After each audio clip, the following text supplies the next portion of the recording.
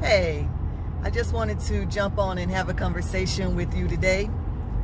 And I wanted to ask the question, are you ready? Are you ready to go forward? Are you ready to go forward? That's a very, very, very important question, and it's very timely because it's time to go forward. It's time to stop being stuck, and it's time to shake yourself loose from whatever is holding you, and it is time to move forward. Now, in the Old Testament, there is a contrast that I'm going to use as a springboard, and it is Egypt land, which is being in bondage, contrasted to the wilderness, which is the time of testing to see if you're going to trust the Lord or not. You know, which we all know the children of Israel, they stayed in the wilderness for 40 years, and many didn't even make it out. A whole, generations didn't even make it out because of their unbelief. Because of their unbelief. Well, I'll say a generation didn't make it out because of their unbelief, but their children made it in, okay? So the wilderness is a time of testing to see if you are going to trust the Lord to bring forth the promises that He promised you. Now, the promised land is another season in your life, because in the promised land, there are giants. In the promised land, there are giants, but the Lord gives you the power to tear down the giants, to destroy the giants in your land.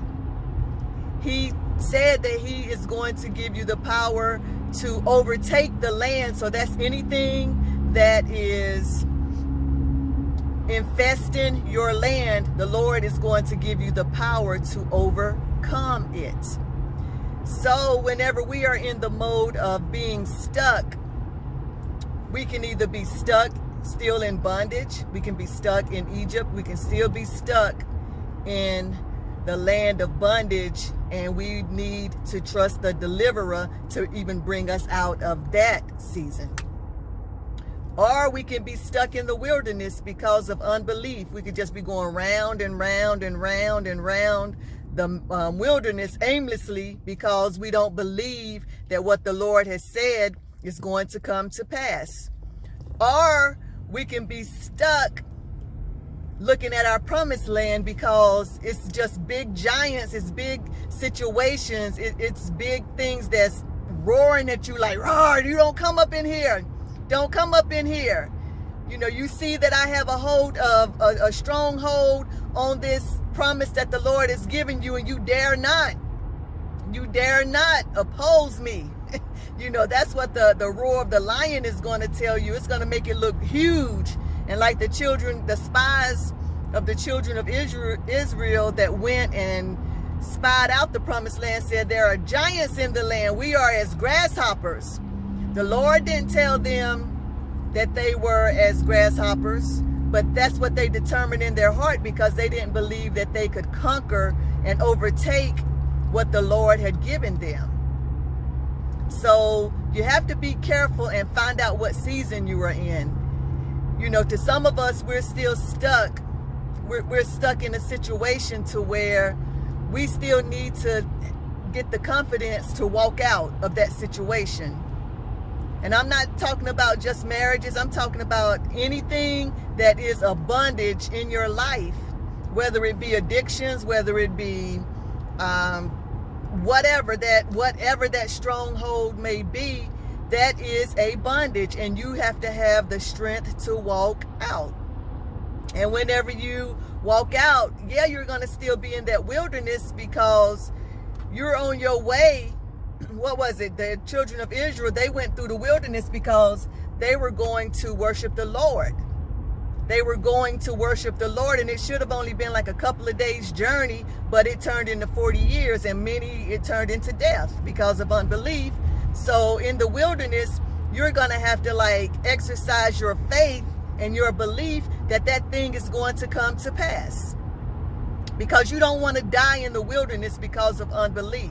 Because many people in this world who come on this earth and they leave this earth, they died in unbelief. Many of them never reached the promised land. You know, all throughout my life as a child, I used to hear people say, yeah, I'm going to do this, and I'm going to do this, and I'm going to do this, and I'm going to do this. You know, the dreams that were in their heart, they never fulfilled because, is it possible they, number one, never left Egypt? Or is it possible that, number two, they spent their life wandering in the wilderness because of unbelief? Or is it possible that they were right there at the border of the promised land, of the promise, whatever that thing is that the Lord has promised you, and because of the giants in the land, those demons, those strongholds, those principalities, those rulers of darkness in high places, you know, you had to cast them down and claim your land, what the Lord has given to you. You know, like those giants, them uncircumcised giant, like David, you know, had to fight the giant. He was little, and the giant like laughed at him, like, you know, like in the giant's eyes, David was a grasshopper. in the giant's eyes, Goliath's eyes, David was a grasshopper. But David slung that slingshot with that rock in it. Well, he said, how dare you oppose the God of Israel? You know, I'm paraphrasing, but he was just like, how dare you, you uncircumcised giant? You know what I'm saying? So that's how you have to be. You have to like speak to that thing. Speak to that thing and speak to that thing, because sometimes things don't move because you speak one time. But that one time that move in that oneness, you know, because you're proclaiming the word of the Lord, it's going to begin to break. It's going to begin to break. And you're going to have to follow that thing through and allow the Lord to teach your hands to war and your fingers to fight. And you're going to have to conquer that giant in your land. And you're going to have to overtake. So yeah, y'all, we're going to have to get unstuck. Get unstuck, and it's all your mind. It's a mental battle. It's an emotional battle. It's a spiritual battle. It's a physical battle. Not fighting per se like physically, but just exerting your own physical being to do what you need to do and get into motion. Get into motion. And when I say motion, I'm not talking about going out and running a marathon, because motion can just be this. Motion can just be this right here. Motion can just be this. You're in motion.